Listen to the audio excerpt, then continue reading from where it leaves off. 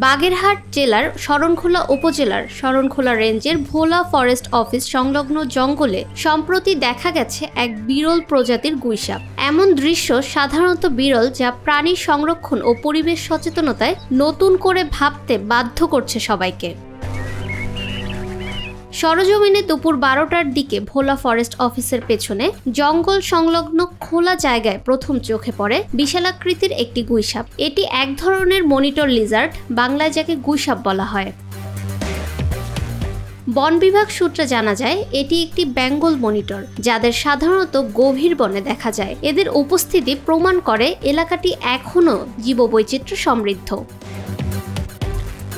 গুইসাপ প্রকৃতিতে একটি গুরুত্বপূর্ণ ভূমিকা পালন করে। এরা পোকামাকড়, ডিম ও ছোট প্রাণী খেয়ে খাদ্যচক্র নিয়ন্ত্রণে রাখে। অথচ সচেতনতার অভাবে অনেক সময় এই প্রাণীগুলো হত্যার শিকার হয়।